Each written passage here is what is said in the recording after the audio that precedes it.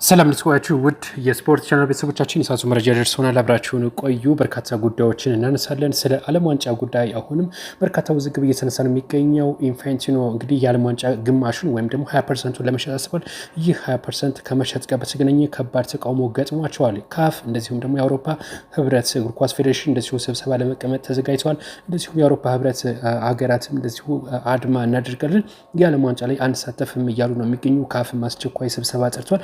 ምን ይወሰናል የሚለው የብዙዎች ጥያቄ ነው። ካፍ እንግዲህ በምን አይነት ውሳኔ እንደሚወስን ይጠበቃል። ከዚህ ጋር በተገናኘ የዓለም ዋንጫ እንግዲህ ግማሽ ወይም 20%ቱ የሚሸጠው ወደ $20 ቢሊዮን ነው። ከዚህ ጋር በተገናኘ ድጋፍ ለሚሰጡ ሀገራት ደግሞ 40 ሚሊዮን ይደርሳቸዋል ይካፈላሉ የተባለው፣ ለማይደግፉ 10 ሚሊዮን ይሰጣሉ የተባለው።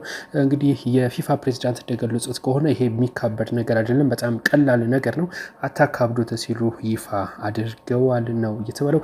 ሌላው እንግዲህ ከዚህ ዜና ወጣ ስንል የጉማሬሽን በተመለከተ አርሰናል 70 ሚሊዮን ፓውንድ ከፍሎ ለማዘዋወር እየሞከረ በቀጣይነት የምንመለከተው የአርሰናል የቡርኖ ጉማሬሽን ዝውውር በተመለከተ አሰልጣኝ ኤዲ ሃው ኒውካስልን የለቀቁት ቡርኖ ጉማሬሽ ክለቡን እንደሚለቅ ስለተማመኑ ወይም ደግሞ ስላወቁ ነው ተብሏል። እና አርሰናል ይህን ተጫዋች ለማስፈረም ወደ 70 ሚሊዮን ፓውንድ አቅርቧል የተባለው። ከዚህ ጋር በተገናኘ ብዙዎችም የተናገሩበት ነው የሚገኘው። አርሰናል ቪኒሺየስ መፈለጉ የደረሰበትን ትልቅ ደረጃ ያሳያል ሲሉ ፖል ሜርሰን ገልጸዋል። የቀድሞ ተጫዋች ፖል ሜርሰን አርሰናል ቪኒሺየስን ጁኒየር በመጠየቅ የደረሰበትን ደረጃ እንዳሳየ ገልጿል። አርሰናል ቪኒሺየስ ጁኒየር ላይ ፍላጎት ማሳየቱ የክለቡ አሁን የደረሰበትን ደረጃ ያሳያል ሲሉ ፖል ሜርስ ተናግረዋል የተባለው።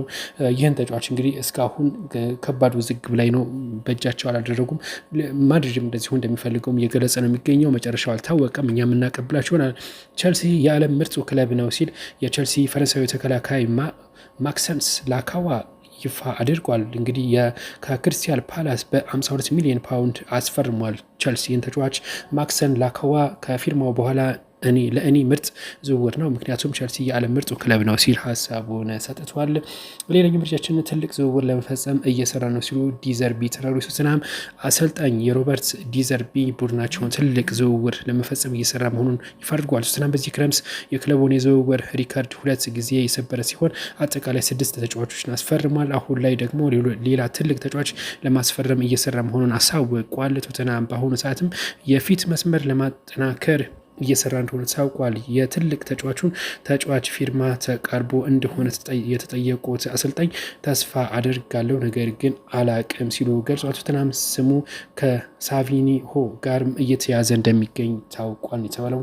ሌላው ኤዲሁ የኒውካስትል ዩናይትድ ይለቃሉ ተብሎ ተነግሯል። እንግሊዛዊ አሰልጣኝ ኤዲሁ ሃው ከኒውካስትል ዩናይትድ ለመለያየትም ማሰባቸው እንደዚሁ እየተነገረ ነው የሚገኘው። ሊቨርፑል ባርኮላን ትቶ የቀኝ ክንፍ ተሰላፊ እንዲያስፈርም እመክራለሁ ሲሉ ጄሚ ካራጋር ነው ይፋ ያደረገው። የቀድሞ ሊቨርፑል ታሪካዊ ተጫዋች ጄሚ ካራጋር ክለቡ ከባርኮላ ዝውውር እንዲወጣ ጠይቀዋል። ጄሚ ካራጋር በአስተያየቱ ሊቨርፑል በባርካላን መተው የቀኝ ክንፍ ተጫዋች እንዲያስፈርም እንደዚሁ ሀሳብ ሰጥቷል የተባለው።